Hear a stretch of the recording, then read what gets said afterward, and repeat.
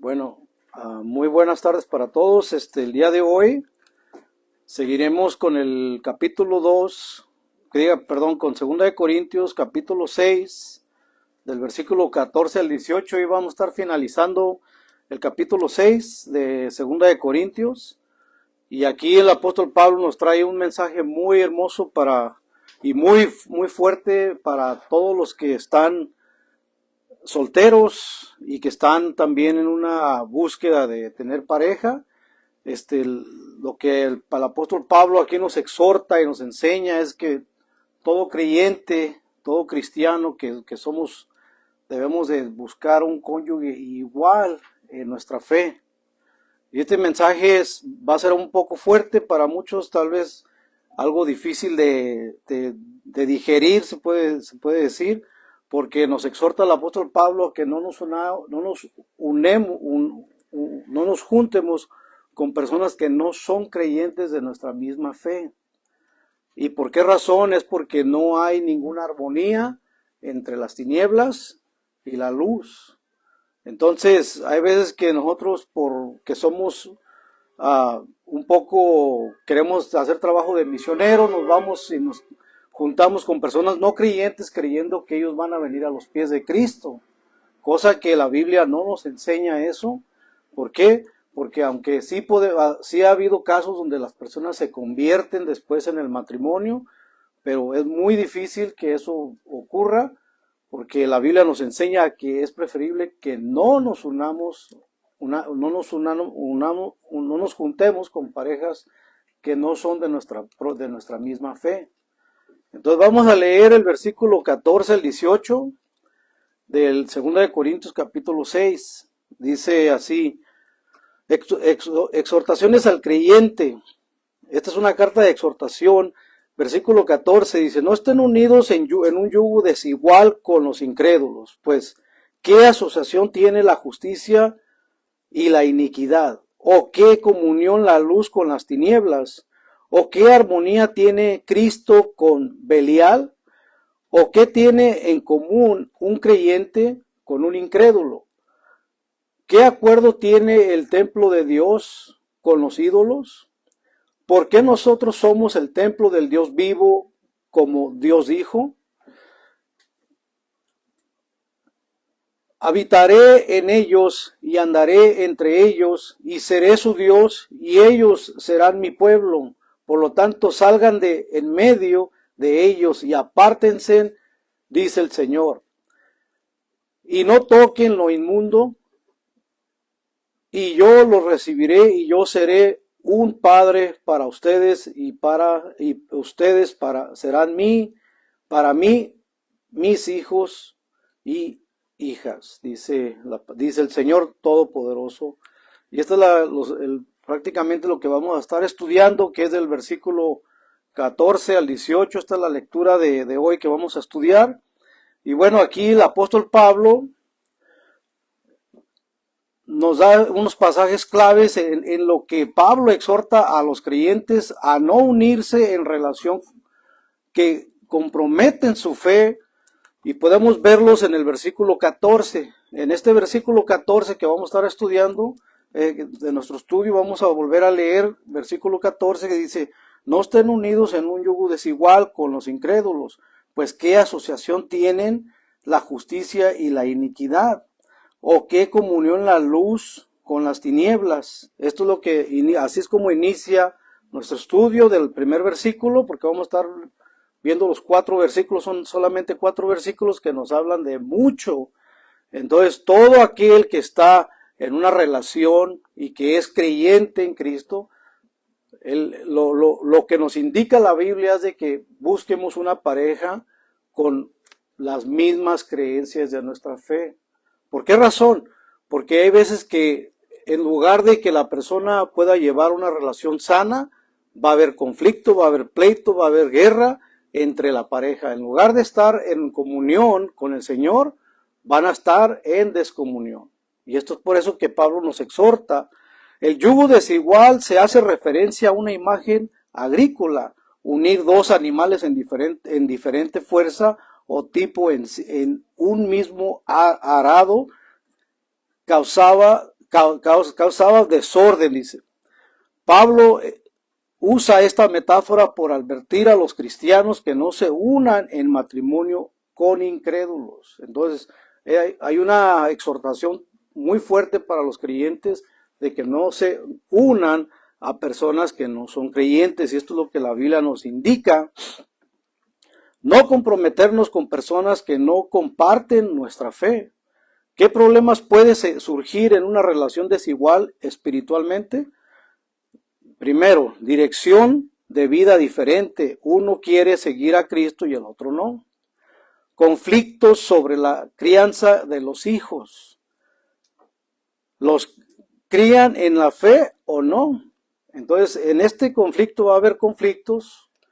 Va a haber conflictos de decisiones que van a tomar a la larga cuando tengan hijos.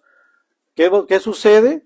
Que si la esposa o el esposo que es cristiano quiere crecer a sus hijos en la fe cristiana, pero si el marido o la esposa no es creyente, ¿qué sucede? Que los va a querer jalar a la ideología que ella tenga o él tenga o las creencias que él tenga. Pero si en este caso la persona no es creyente, pues va a haber un conflicto, porque el que tenga el carácter más fuerte es el que va a jalar a los hijos. Y eso es muy común en las relaciones. Ahora, Pablo usa esta metáfora del yugo, que es lo que se usa en los animales para hacer un arado, ¿verdad? Entonces él dice, ¿qué unión puede tener un creyente con un incrédulo cuando uno va a querer arar para otro lado y el otro para el otro camino? Entonces no se puede. Es una relación que posiblemente va a fracasar en el futuro. Entonces por eso es que Pablo dice que no nos unánimos en un cónyuge desigual. Conflictos sobre la crianza de los hijos, la fe en los hijos. Si yo le quiero enseñar a mi hijo la fe cristiana, pero mi esposa o mi esposo no tiene esa misma fe de enseñarle, no lo va a querer jalar para el camino opuesto. Ahora, choques en decisiones clave, tiempo, dinero, iglesia, amistades, etc. Si la esposa o el esposo que es cristiano quiere traer su ofrenda a la iglesia y el esposo no es creyente, ¿qué es lo que va a suceder? Que no le va a gustar que esté dando dinero a la iglesia, y eso es algo muy común, que lo podemos ver cuando la pareja es creyente y ofrenda a la iglesia simple a la persona que no es creyente. ¿Qué va a suceder? Que no le va a agradar eso y va a traer conflicto.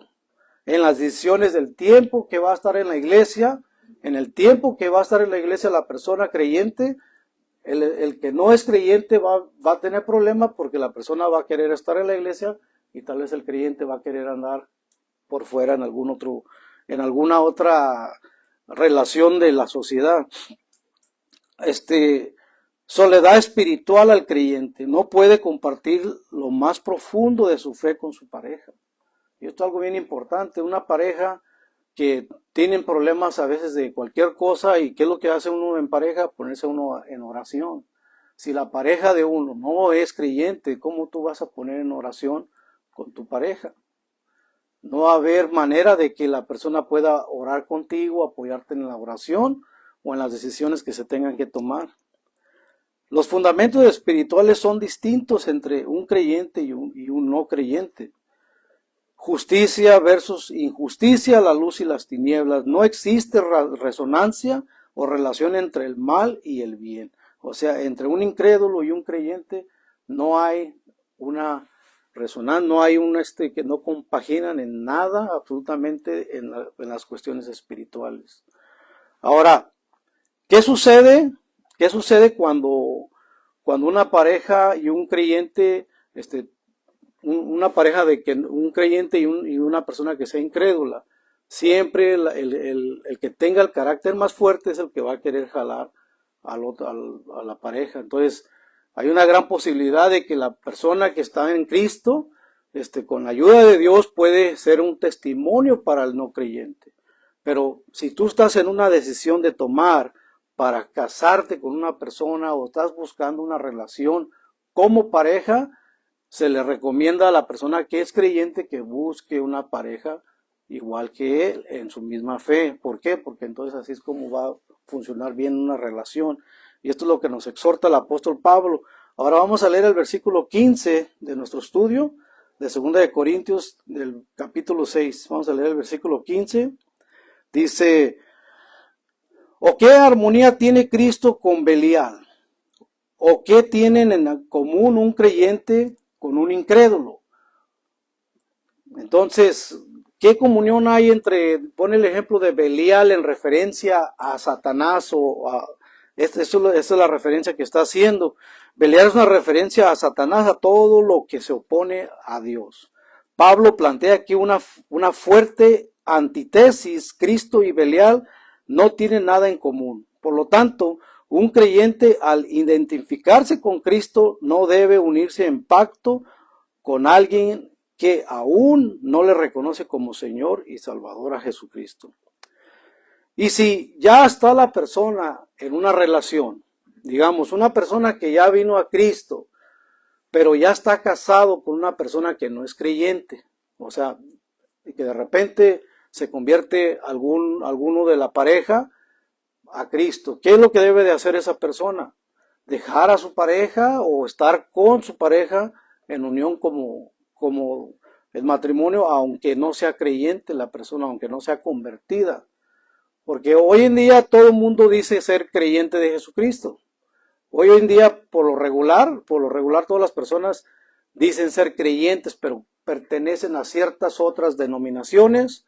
Por ejemplo, tú puedes ser cristiano evangélico, o puede de repente estar unido con una persona que sea católica, que dice ser cristiana, o con un testigo de Jehová o una testigo de Jehová que también dicen ser cristianos, que lo digo entre comillas porque hay veces que en estas religiones o en estas denominaciones dicen profesarse cristianos, pero cuando uno mira a la luz de la Escritura, uno se da cuenta que no están en la misma fe que lo que está una persona que es cristiana. Nosotros aquí en esta iglesia enseñamos que la fe cristiana es creer en Jesucristo como Dios y Salvador y también como Redentor. Entonces, cuando una persona dice creer en Jesucristo, pero niega la salvación por la gracia de Dios y cree que es por obras, está negando prácticamente el sacrificio de Jesús. Porque lo que está diciendo es que el sacrificio de Jesús no fue eficaz para el creyente, no fue eficaz para su salvación, no purificó del todo sus pecados. Entonces, si nosotros vemos en otras religiones como el mormonismo, los testigos de Jehová, en la religión católica, que es una religión que profesa a Jesucristo, primeramente fue una religión que profesó a Cristo desde un principio, pero con el paso del tiempo se fueron metiendo muchos dogmas, que lo que terminó haciendo la Iglesia Católica fue que terminó creyendo en una salvación por fe y por obras. O sea, de tantas dogmas que se dogmatizaron en la Iglesia Católica, tantos papas que vinieron al paso de los siglos, la Iglesia Católica terminó poniendo su fe en la salvación por la fe y más las obras, cosa que desde un principio no fue así. Entonces, todas estas creencias que tenemos que ponen aparte del Evangelio, y es agregarle al Evangelio de Cristo. Están predicando, en otras palabras, un Evangelio diferente. O sea, no un Evangelio que se predicó desde un principio. Entonces nosotros como cristianos lo que queremos hacer es enfocarnos en las enseñanzas apostólicas. ¿Por qué apostólicas? Porque cuando vemos la Biblia, cuando vemos la Escritura, sabemos que fueron los apóstoles que escribieron estas Escrituras y sabemos que las enseñanzas que están aquí son las enseñanzas genuinas del cristianismo del primer siglo. Y si es una enseñanza de Pablo, cuando dice claramente que la salvación es por fe, sin las obras, entonces si nosotros decimos que es por fe y obras, estamos agregándole al Evangelio. Y mismo Pablo dijo claramente que si aún un ángel del cielo viniera y nos hablara de un evangelio diferente al cual se había predicado, fuera anatema. Eso es lo que dice la palabra de Dios. Entonces, si nosotros queremos vivir una vida genuina en Cristo, necesitamos que reconocer lo que la Escritura nos está enseñando. Y si viene alguien, aunque sea de la religión que sea, y habla de salvación, más obras y más otras prácticas y más otros rituales, estamos agregándole al Evangelio de Cristo. Y eso es lo que sucedió dentro de la historia del cristianismo, que el Evangelio se predicó a la iglesia. Primero vino Jesucristo, murió en la cruz, Él escogió sus 12 apóstoles, Jesús escoge a sus 12 apóstoles para que vayan y lleven el mensaje de salvación. ¿Cuál era el mensaje de salvación? Que Cristo había muerto por nuestros pecados. Y Hebreos claramente lo dice, que Él llevó a cabo la purificación de nuestros pecados. Entonces nosotros ya no necesitamos ir a ningún lado a purificar nuestros pecados. La buena obra que el Señor empezó nosotros la termina y la culminó en el sacrificio de Jesús. Entonces nosotros tenemos una garantía de salvación por medio de la sangre de Cristo. Entonces si nosotros agregamos al Evangelio méritos, prácticas, estamos hablando de un evangelio diferente, porque lo que nos enseña la Biblia es de que nuestro Dios y Salvador Jesucristo, que vino y se despojó de su gloria para venir a humillarse como un hombre, para llevar el sacrificio perfecto y morir por nuestros pecados, nosotros tenemos que creer que la salvación es únicamente por la gracia de Dios, por medio del sacrificio de Jesús. No por nuestros méritos, no por nuestras obras, sino por el sacrificio perfecto de Cristo, hecho una vez y para siempre. Entonces esto es lo que nos identifica como iglesia. Al paso de los siglos, de los apóstoles, se comenzó a institucionar iglesias. Empezaron a venir las denóminas, empezaron a venir todas las creencias aparte de lo que es la fe genuina en Cristo. Y es por eso que nosotros tenemos que basar nuestra fe solamente en la Escritura. ¿Por qué? Porque es lo único que tenemos como fe, como conducta y como dirección, que es la palabra de Dios.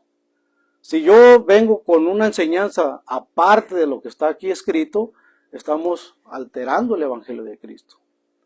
Y tenemos que confiar en lo que la Escritura nos relata, en lo que los apóstoles nos dejaron enseñados. Ahora, si una persona que está casado ya y viene a Cristo y la pareja de él no es creyente y rechaza a Jesús, no quiere nada con la iglesia, ¿sabes qué? Yo no quiero nada con Cristo, pero si tú eres creyente y simplemente no te metas con lo que yo creo o con lo que yo practico, ¿qué debemos hacer? Vayan a 1 Corintios 7, vamos a leer que 1 Corintios capítulo 7, del 12 al 13. 1 Corintios, y esto también lo enseña el apóstol Pablo. Dice, a los demás les digo yo, y no el Señor, dice, si la esposa de algún hermano no es creyente, pero ella consiste en vivir con él, no debe abandonarla. Y el esposo de alguna hermana no creyente, pero él consiste en vivir con ella, tampoco ésta debe abandonarlo. Entonces la Biblia nos enseña claramente que cuando una persona ya está en un cónyuge desigual, porque no fue por su decisión propia, simplemente no eran creyentes y de repente vienen a Cristo, conocen el Evangelio y se unen en Cristo. 1 Corintios 7, 2 y 3 enseña que no debes dejarla solo por eso, dice. Al contrario, tu testimonio puede ser una bendición y medio para que Dios toque su corazón. O sea, lo que nos manda el Señor es de que si nosotros tenemos ya una pareja que no es creyente, no debemos usar ese pretexto para dejarla o para abandonarla. Es porque no es creyente, la voy a dejar. No. Ahora tú tienes que ser luz para esa persona. Si la persona no creyente sigue con vivir contigo y se aman, aunque no sea creyente, nosotros tenemos que vivir para Cristo y seguir con la persona y ser luz para esa persona, para que Dios toque su vida.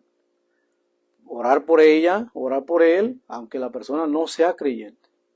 Entonces nosotros no debemos abandonar a la pareja simplemente porque no tenga una relación con Cristo.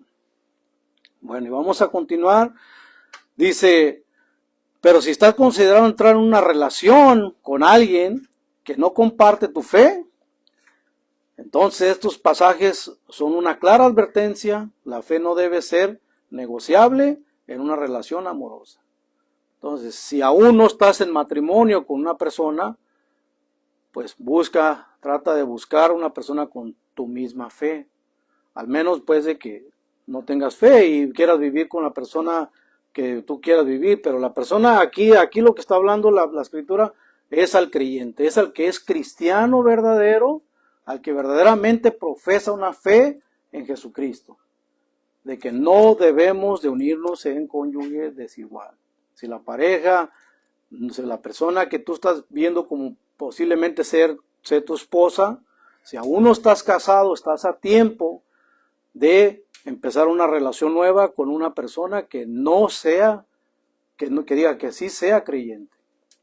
La persona no creyente, la fe nuestra no es negociable, no debe ser negociable o decir, creer que vas a ser tú ¿cómo se llama? El que la va a traer a Cristo o lo va a traer a Cristo, porque eso tal vez nunca vaya a suceder.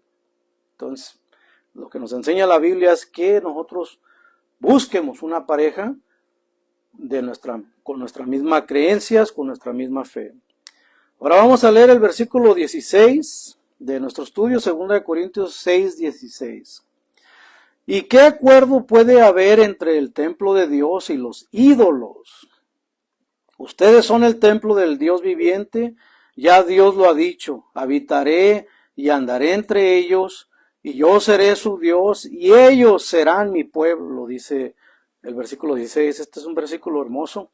Estamos viendo Pablo citando aquí al Antiguo Testamento, un pasaje que está en Levíticos 26, 9, 12, y otro pasaje que está en Ezequiel 37, 26. Vayan a Levíticos para ver lo que dice Levíticos, porque Pablo, recuerden, como buen judío que era, y siempre que él hablaba de la palabra de Dios y escribe de lo que está escribiendo, siempre está citando el Antiguo Testamento en sus versículos que él escribió. Siempre él está compaginando con la palabra de Dios, de lo que él como fariseo de fariseos, él siempre está tratando de traer la palabra de Dios a sus versículos que él escribe. Levíticos 26, 9, 12 dice, yo les mostraré mi favor y los haré crecer y multiplicarse y afirmaré mi pacto con ustedes. Comerán alimentos añejados y pondrán aparte al añejo para guardar lo nuevo. Yo estableceré mi residencia en medio de ustedes y no lo rechazaré. Andaré entre ustedes y yo seré su Dios y ustedes serán mi pueblo. Esta es una profecía muy hermosa de Levíticos 26, 9, 12, refiriéndose al nuevo pacto de Cristo, a que ahora Él va a habitar entre nosotros. ¿Y cómo es que Dios habita entre nosotros? Porque Dios nos hace templos del Espíritu Santo y Él habita en nosotros. Vayan ahora a Ezequiel para que vean el otro versículo que está mencionando aquí Pablo. Ezequiel 37 y 26. Dice, yo haré con ellos un pacto perpetuo de paz. Es Ezequiel 37, 26. Y subrayenlos para que tengan eso para que puedan identificarlos cuando estudien estos versículos. Estos son versículos que habla acerca de que somos templos del Espíritu de Dios en el Antiguo Pacto, en el Antiguo Testamento. Dice, yo haré con ellos un pacto perpetuo de paz y haré que se establezcan y se multipliquen para siempre. Pondré mi santuario entre ellos. Allí en medio de ellos estará mi tabernáculo y yo seré su Dios y ellos serán mi pueblo. Refiriéndose Pablo al versículo 16 de nuestro estudio de 2 Corintios 6, 16, dice, ¿y qué acuerdo puede haber entre el templo de Dios y los ídolos? Ustedes son templo del Dios viviente, ya Dios lo ha dicho, habitaré y andaré entre ellos, y seré su Dios y ellos serán mi pueblo, citando el Antiguo Testamento. Son pasajes muy hermosos que nos indican cómo Dios habitará entre nosotros. Ahora, los creyentes, como templos de Dios, están destinados a la santidad por la voluntad de Dios. Todos los creyentes que somos los que han creído en Jesucristo, se consideran templos de Dios por la voluntad de Dios. O sea, Dios ya había pensado de nosotros mucho antes de la fundación del mundo, recuerden eso. La iglesia verdadera se compone de personas, no por instituciones, ni templos hechos por hombre, ni por pertenecer a alguna religión. La iglesia de Jesucristo no es porque tú estés en una cierta religión, como hace rato hablamos de las otras creencias como testigos de Jehová, católicos, cristianos evangélicos. No hay nadie, la iglesia de Cristo, aunque creemos que somos la iglesia de Cristo no lo forma la religión. La iglesia de Cristo no lo forma la institución o la reunión que tenemos aquí. La iglesia de Cristo está formada por templos que son la vida de cada creyente. Entonces aquí puede haber varias personas, pero la pregunta aquí es si tú eres templo del Espíritu de Dios, si tú eres verdaderamente parte de la iglesia. La iglesia no es las religiones. Por ejemplo, si decimos, es que yo soy testigo de Jehová, pertenezco a la religión de Dios, o porque yo soy católico, pertenezco a la única iglesia verdadera y católica y apostólica, o porque yo soy evangélico, pertenezco a la religión de Dios. No, eso no es así. La iglesia verdadera está compuesta por los creyentes que son sellados por el Espíritu Santo. Está compuesta por personas, por seres humanos que son los verdaderos templos del Espíritu Santo. Miren lo que dice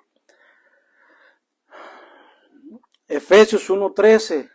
Vamos a leer Efesios 1:13 al 14. Este versículo siempre es bueno memorizárselo porque muchas de las veces nos quieren mostrar allá afuera que mi religión es la iglesia de Cristo. O mi religión es la fundada por el Señor porque es la más antigua. No es lo más antiguo. No tiene nada que ver con la antigüedad. No tiene nada que ver en qué religión. Tiene que ver con la fe en Jesucristo.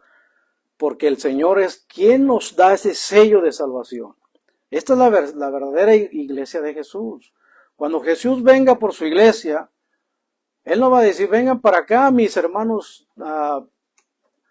pentecostales o mis hermanos bautistas, no. El Señor va a llamar a todo aquel que fue sellado por el Espíritu Santo. Efesios 1:13, 14, también ustedes, luego de haber oído la palabra de verdad, que es el evangelio que nos lleva a la salvación, y luego de haber creído en él fueron sellados por el Espíritu Santo. De la promesa, que es la garantía de nuestra herencia hasta la redención y de la posesión adquirida para alabanza de su gloria. Esto quiere decir que los creyentes verdaderos de Cristo son los que están sellados por el Espíritu de Dios. El Espíritu de Dios viene a ti al momento que tú dijiste creer en Jesucristo, en creer que Él verdaderamente murió en la cruz por tus pecados y fue levantado de la muerte. Y si tú pusiste tu fe en la vida de Jesús, pones tu confianza y pones esa creencia en Cristo, que pones tu confianza, dice que el Espíritu Santo es que te selló y te trajo a la vida admirable en Cristo Jesús. Y como eres sellado, eres apartado para la gloria de Dios. Entonces ahora formas ¿qué? Un templo del Espíritu de Dios, porque el Espíritu de Dios habita en nosotros. Muchas de las veces escuchamos enseñanzas que dicen, vamos a clamar para que el Espíritu Santo venga y se manifieste, y hacen toda una fiesta. Cuando el Espíritu de Dios se supone que debe estar en ti. Entonces, ¿por qué yo voy a estar clamando para que haya una manifestación? Si de donde se tiene que manifestar es de mi interior. Y por eso Cristo dijo que cuando los que crean en mí, de su interior fluirán como ríos de agua viva. El Espíritu de Dios tiene que manifestarse en ti, de tu persona. No, que vamos con la iglesia de tal hermanito porque ya se siente la unción. Que vamos a... La unción la debes de tener en ti. No debe ser un tipo de emocionalismo o que tiene que haber manifestaciones sobrenaturales. No, simplemente Dios te debe de estar dando la guía de tu interior y la convicción de justicia, de juicio y de pecado. Ahora, leamos 1 Corintios 3:16. Esto verdaderamente es la iglesia de Jesucristo. Esto verdaderamente es la iglesia de Jesucristo. Que nadie nos engañe allá afuera, que vengan, es que nosotros somos la única iglesia verdadera. Nosotros somos porque nosotros tenemos al apóstol, o tenemos acá al anciano fulano. No. La iglesia de Cristo está compuesta por creyentes sellados por el Espíritu Santo. Estos son los verdaderos creyentes, la verdadera iglesia de Jesús. 1 Corintios 3:16. ¿No saben que ustedes son templos de Dios y que el Espíritu de Dios habita en ustedes? O sea, esto lo debe de saber todo cristiano, que el Espíritu Santo que habita en nosotros es lo que nos hace verdaderos creyentes y verdadera iglesia de Jesucristo. Ahora vayan a 1 Corintios 6:19. 1 Corintios 6:19.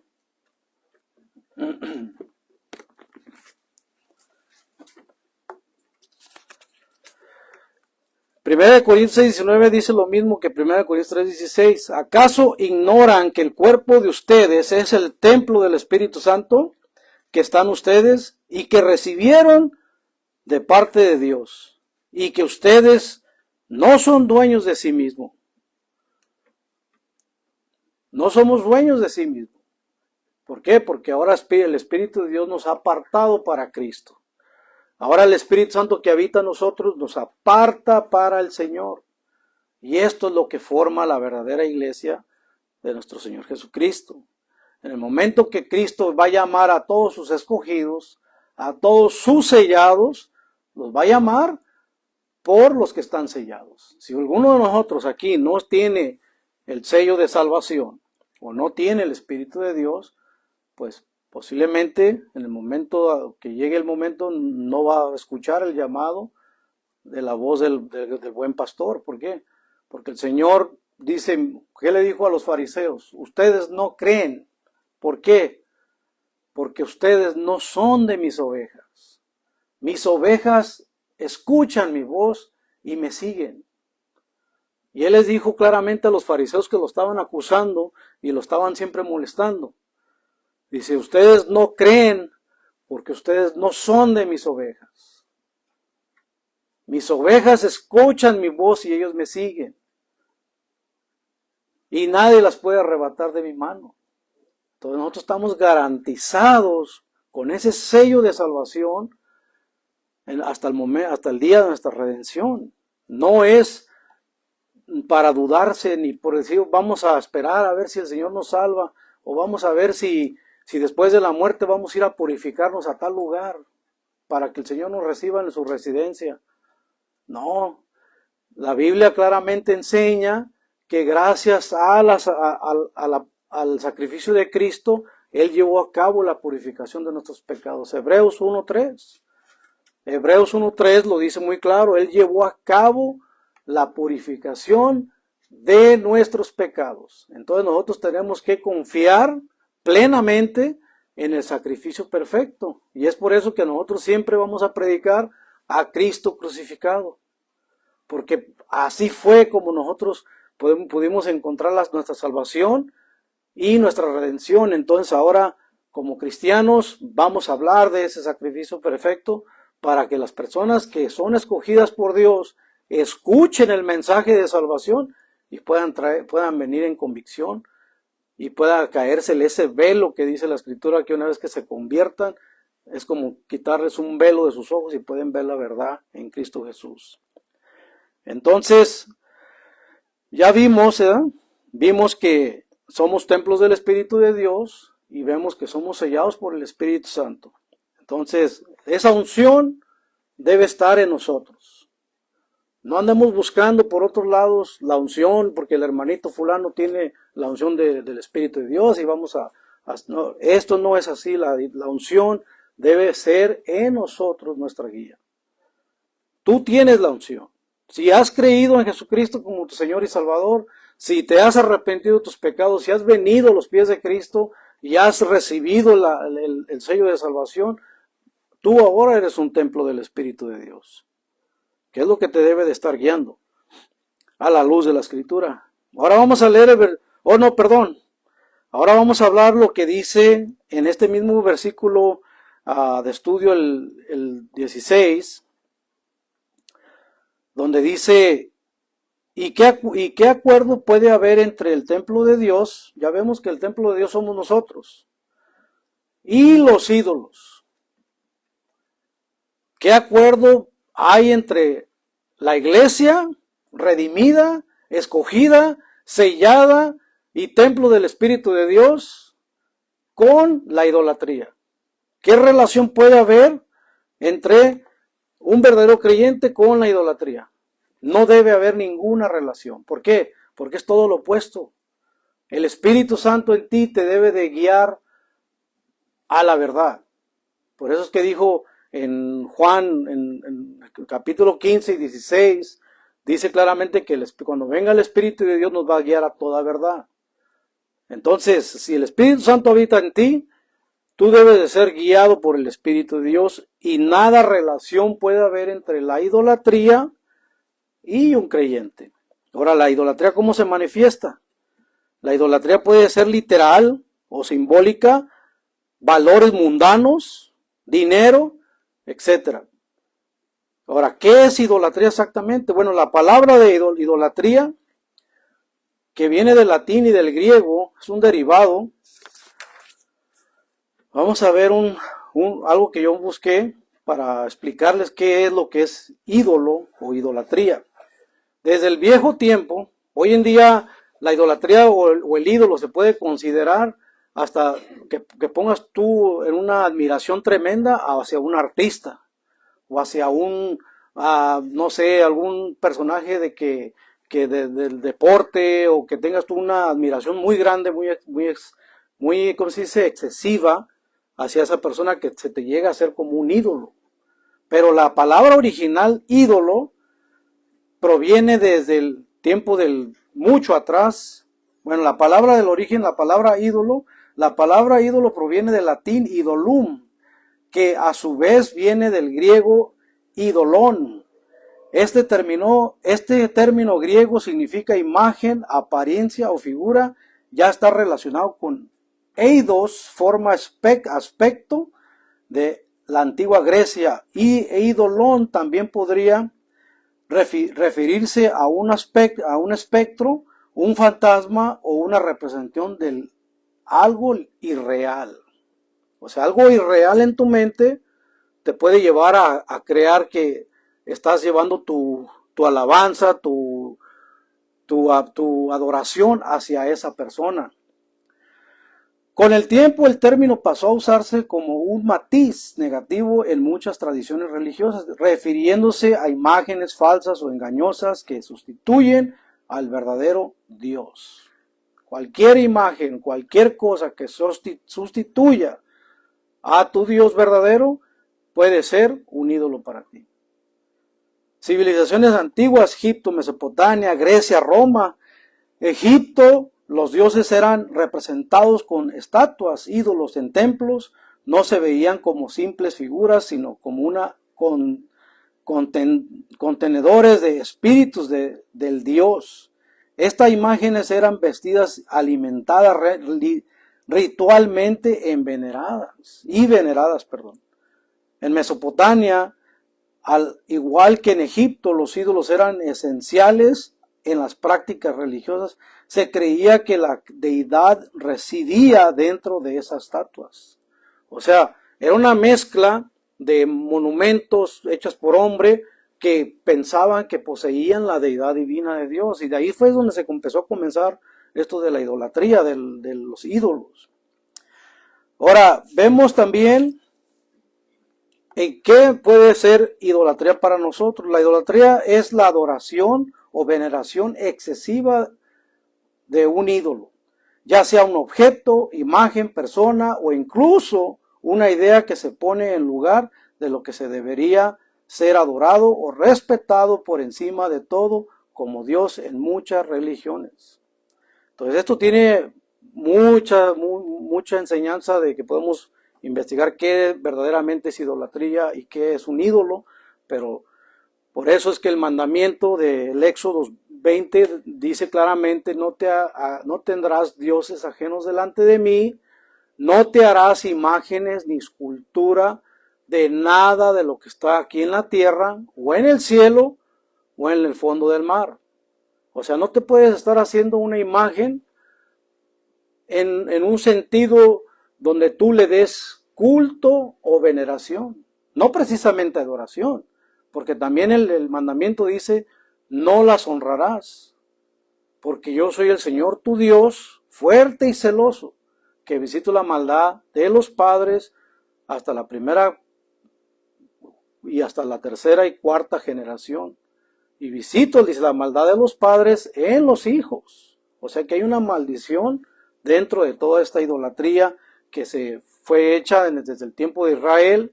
Vimos cuando Moisés andaba yendo por las tablas de los mandamientos, ellos ya estaban desesperados y ya habían figurado un becerro de oro. Y le empezaron a dar culto al becerro de oro. Le empezaron a dar cantos y estaban danzando. Entonces, ¿qué sucedió? Por eso es que Dios les puso ese mandamiento, porque se estaban desviando de la fe verdadera. Lo que hace el ídolo es que te desvía de tu relación con Dios, de tu verdadera relación con Dios, y empiezas tú a confiar en esa imagen o en ese, ¿cómo se llama? En esa estatua o en este ídolo, empiezas a tener esa confianza y en lugar de estar orándole a tu Señor, al Dios Todopoderoso, al verdadero Dios y Salvador, están pidiéndole a una imagen. Y eso es lo que hace una idolatría. Aunque digan, no, es que nosotros no las veneramos, nosotros no, nomás las tenemos como representaciones. Bueno, si le están poniendo veladoras, si les están pidiendo en oración, si les están pidiendo, les están clamando, sí se está yendo por un lado en un sentido de idolatría. ¿Por qué? Porque la Biblia dice claramente, no te inclinarás ante ellas ni las honrarás, porque yo soy tu Dios fuerte y celoso, dice. Ahora encontramos en la Biblia, y esto lo usan muchas de las veces para decir, mira, si en estos versículos encontramos que Dios mandó a hacer figuras, por ejemplo, en el Arca de la Alianza, porque siempre van a usar eso de ejemplo, que en el Arca de la Alianza hicieron figuras de 2 querubines, y el Arca de la Alianza era algo de mucha reverencia. ¿Por qué? ¿Por las imágenes? ¿O por qué razón? Porque en esa Arca de la Alianza, allí estaba la presencia real de nuestro gran Dios y Salvador. Entonces, la reverencia y todo lo que le daban al Arca de la Alianza era por la presencia de Dios real allí. Pero esas imágenes estaban allí no porque era para que nosotros pudiéramos decir, oh, es que tenemos primero una recreación de lo que estaba en el cielo. No eran para un sentido religioso, no eran para darles culto, reverencia a las imágenes. Ahora también encontramos en el templo de Salomón que también había figuras de querubines. Entonces, ¿qué encontramos en esas figuras? ¿Le daban reverencia a los querubines? No. En ningún momento se está diciendo que no puedes tener una imagen de recreación. Por ejemplo, existe la iconastría y la idolatría. Iconastría es que tú tengas un icono. Por ejemplo, puedes tener una imagen en tu casa de un ángel en una fuente, pero si tú no le estás dando ningún tipo de reverencia, ni adoración, ni veneración, ni te estás inclinando ante ella, ni la estás honrando, no tiene nada de malo. Eso es simplemente una iconastría. Es un icono que tienes ahí. no le das ningún sentido religioso, o no le estás dando ningún poder o autoridad en tu vida. Pero si tú tienes una imagen, no importa cuál sea, y le estás dando este tipo de reverencia, donde ya le estás dando una inclinación, les estás honrando, que es exactamente lo que el mandamiento nos prohíbe. Y es por eso que dentro del judaísmo y dentro del cristianismo no apoyamos esas prácticas. ¿Por qué? Porque nosotros creemos que la reverencia y el honor y la gloria sea únicamente para nuestro gran Dios y Salvador. Entonces las imágenes de nada sirven tenerlas. Aunque digan, no, es que son nomás representaciones y nos ayudan a nuestra fe, interceden por nosotros. Eso no es cierto. La Biblia nos enseña que el único mediador entre Dios y el hombre es Jesucristo hombre. Entonces es en Él en que tenemos que poner nuestra confianza por medio del Espíritu Santo nosotros y a nuestro Dios, nuestro Creador. Entonces no hay manera, no hay razón para que nosotros estemos cayendo en este tipo de idolatría. Ahora, estos versículos nos enseñan claramente que no tiene relación el templo de Dios con los ídolos. Entonces no puede haber este tipo de relación con los ídolos. Entonces no debe haber armonía entre la presencia de Dios y la idolatría en la vida del verdadero creyente. La idolatría puede ser literal o simbólica, valores mundanos, dinero, etc. Hasta el dinero también puede ser también algo que nos pueda llevar a la idolatría. Si tú pones tu dinero por encima de tu fe, si tú pones tu dinero por encima de lo que crees, entonces tú también podrías estar cayendo en idolatría con el dinero. Podrías estar haciendo de tu dinero un ídolo. Y esto es lo que el Señor nos indica a que no caigamos en esta idolatría. Y ahora vamos a ver el versículo 17.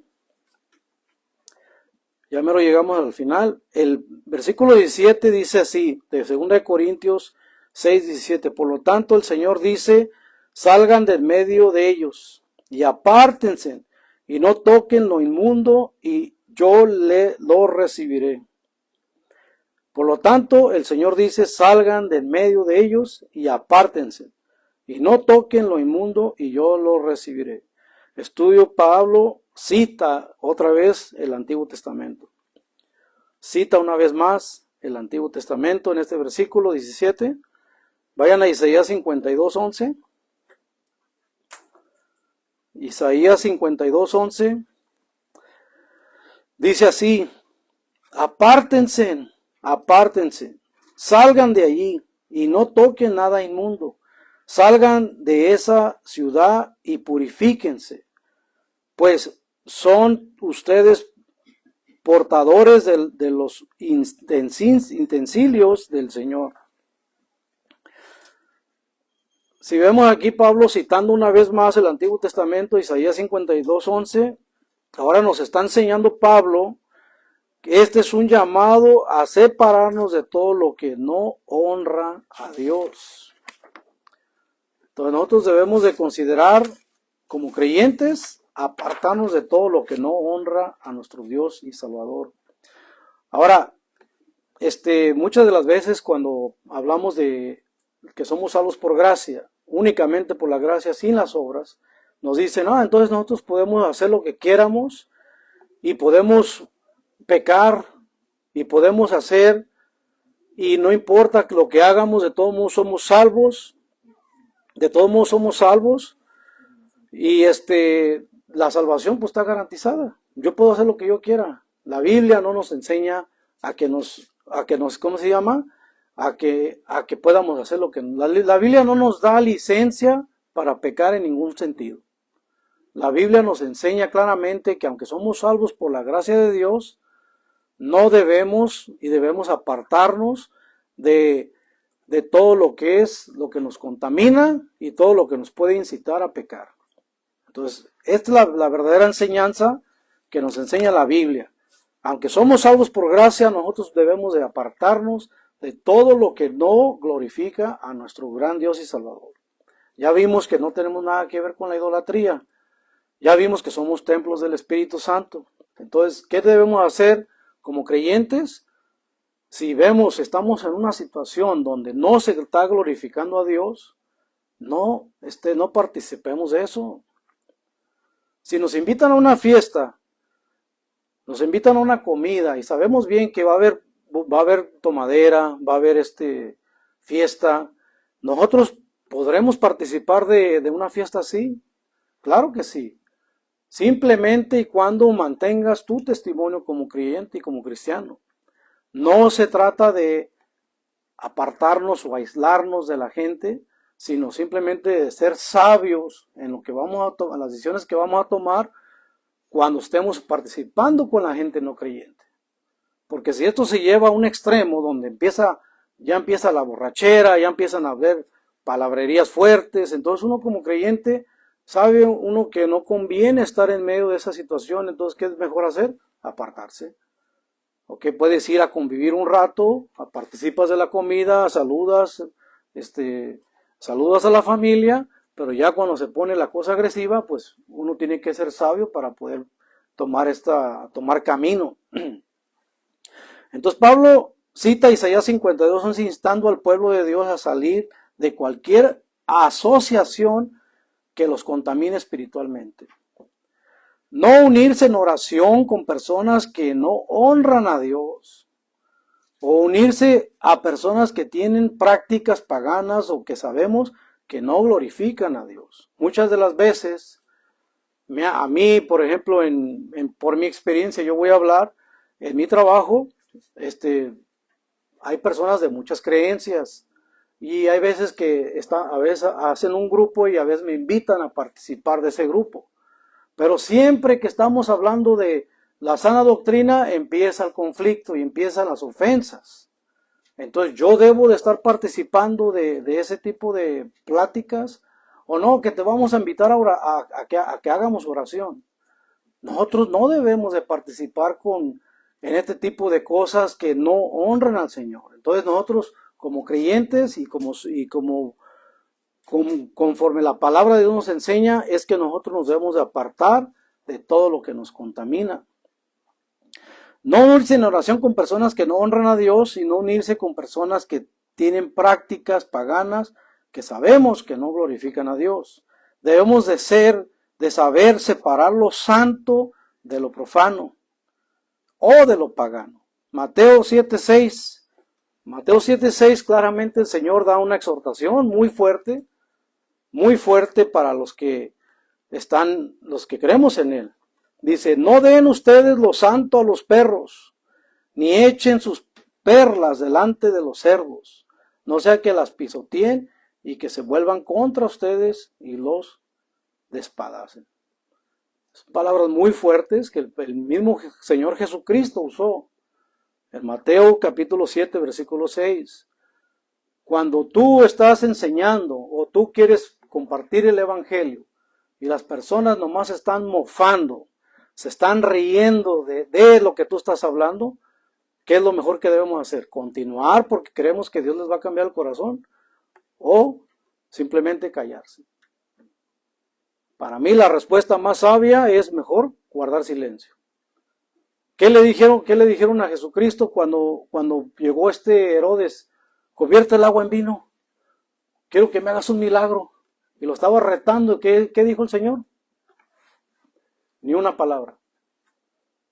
¿Por qué? Jesús podía mostrarle a Herodes que él podía hacer cualquier milagro.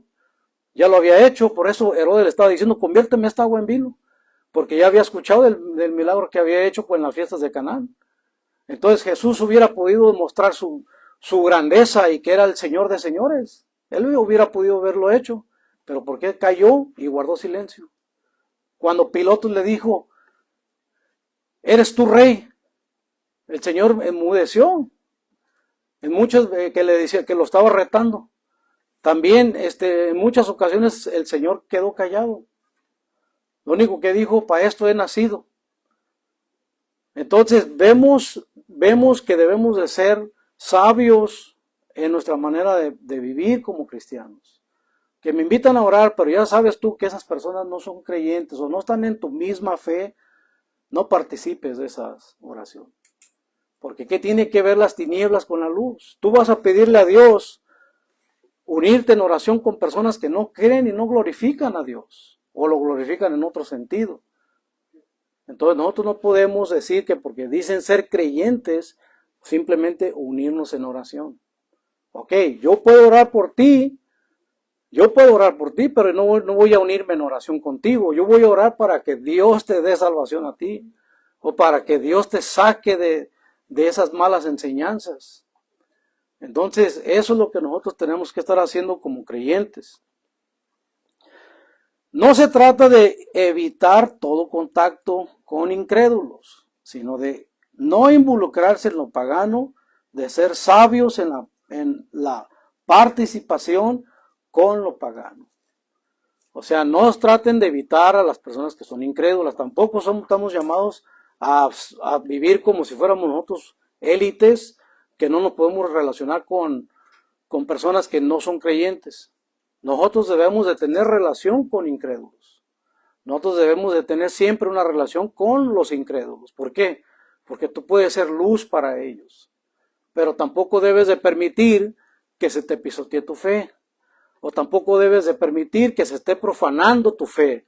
O que estén hablando de tu Dios y que tú no digas nada. Que tú te quedes callado y tengas que aguantar insultos, ofensas. Entonces nosotros tenemos que ser sabios y mejor separarnos de eso. Huir de todo ese tipo de pláticas que no glorifican a Dios. Ahora, vayan a 1 Corintios 5:18. 1 Corintios 5:18. Aquí Pablo nos dice claramente de quién sí nos debemos de apartar.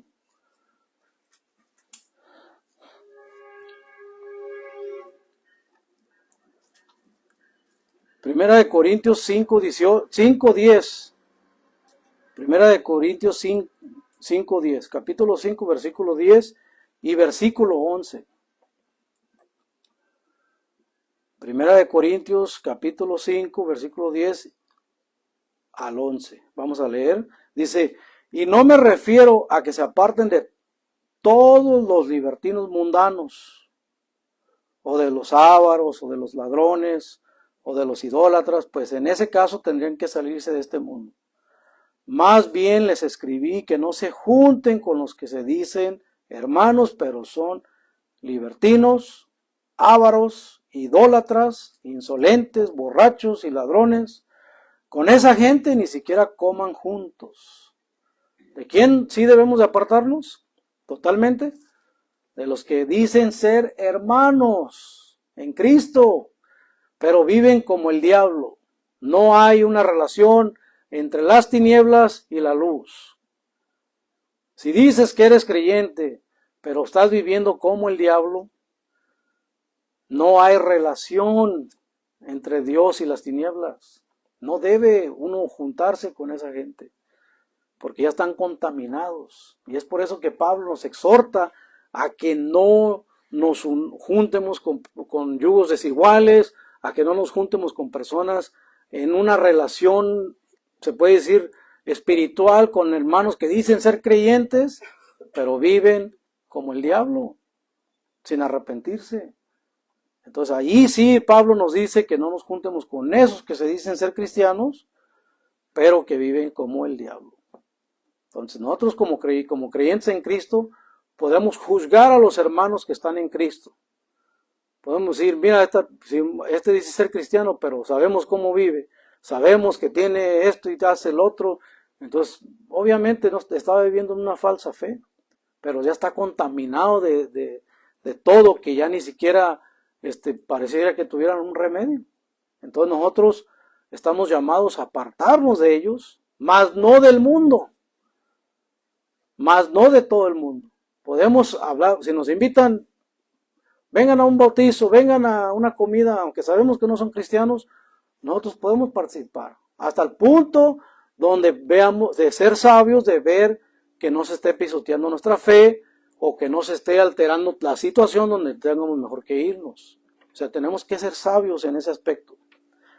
Y ahora vamos a ver, bueno, no se trata de evitar cualquier vínculo que comprometa la fidelidad a Cristo. No se trata de aislarnos, No se trata de ser enemigos del mundo en una forma legalista, no se trata de nada de eso, se trata de evitar cualquier vínculo que nos comprometa a la fidelidad a Cristo. O sea que si te estás comprometiendo a pecar o te están incitando a pecar y tú posiblemente puedas caer, entonces ahí es donde tú tienes que mantener tu fidelidad a Cristo y ahí es donde tú puedes poner en ejercicio tu fe.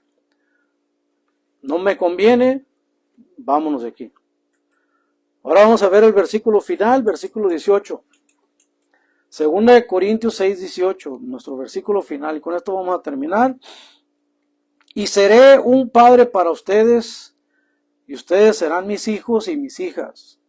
Lo ha dicho el Señor Todopoderoso.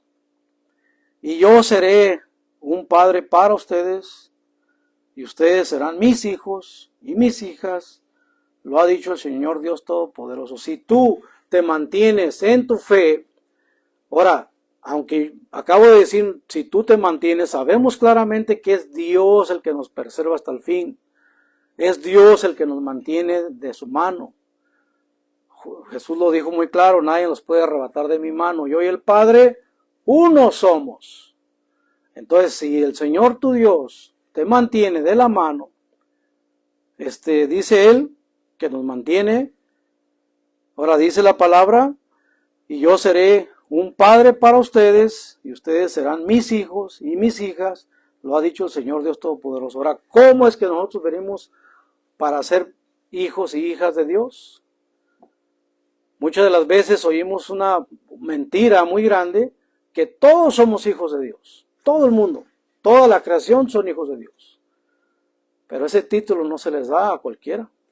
Ese título es dado solamente para el creyente. Todos somos creación de Dios. Todos somos criaturas de Dios.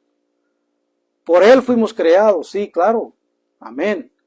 Pero hijos de Dios solamente es para el creyente. Exclusivamente para el creyente.